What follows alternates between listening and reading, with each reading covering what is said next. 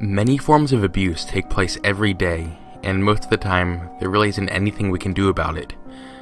Many people who perform horrific crimes such as rape and murder can go without being caught for a long time, and a lot of them don't get caught at all.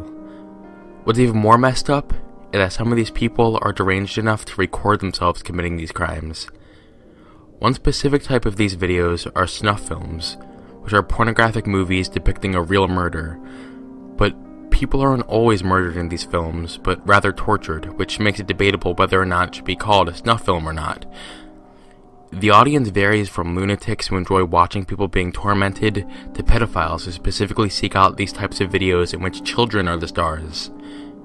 One infamous video like this is Daisy's Destruction. Daisy's Destruction is a very real video that depicts a little girl being subjected to whipping, torture, and a whole range of sexual acts. The sicko behind this film is a 51-year-old man named Peter Scully.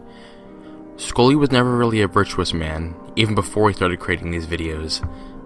He used to live in Melbourne, Australia, where he would scam investors of millions of dollars through property and IT scams. However, in 2011, he fled to the Philippines after being accused of several fraud offenses. In the Philippines, he ran an international pedophile ring, offering pay-per-view streams of children being sexually abused on the deep web and selling his videos to people throughout the world. People would pay Scully anywhere between $100 to $10,000 for these videos. One of his most well-known videos, Daisy's Destruction, is obviously not very easy to find, and I'm not sure why you'd want to find it.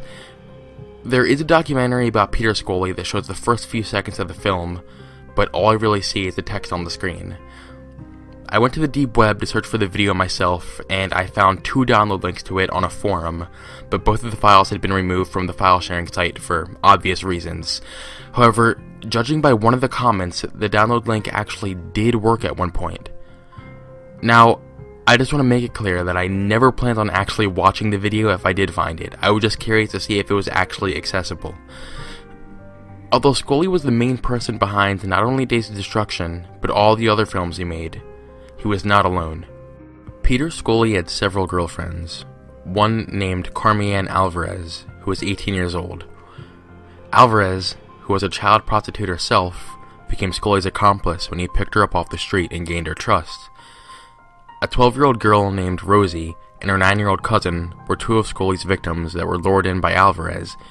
Allegedly, after Alvarez led Rosie and her cousin to Scully's home, she came back 2 days later to see that they were wearing dog collars. Scully told the 2 girls to undress and kiss each other before he abused them on camera. Rosie told the police that while being assaulted, Alvarez would hold a pillow over her face to muffle her screams. What makes this all the more terrifying is that in between filming sessions, Rosie and her cousin would be brought to the backyard to dig their own graves. 5 days after they were kidnapped, Alvarez unchained them, and once they realized they were digging their own graves, they managed to escape. On February 20th, 2015, the police recorded the moment that they finally tracked down Scully and arrested him. When they caught him, not only did they find all the horrific videos that he made, but they also uncovered the body of an 11-year-old girl named Cindy underneath the building that Peter Scully once rented. Scully had accidentally killed her while abusing her in 2013, so he buried her body under the building to hide his business. Scully and his accomplices are now facing a life sentence in prison for what they have done. While it is very sad to know that stuff like this is very real and does happen, it's also great that people like this are being caught and put away so that they cannot harm anyone else. For now, we can only do whatever we can to make sure things like this become much less frequent.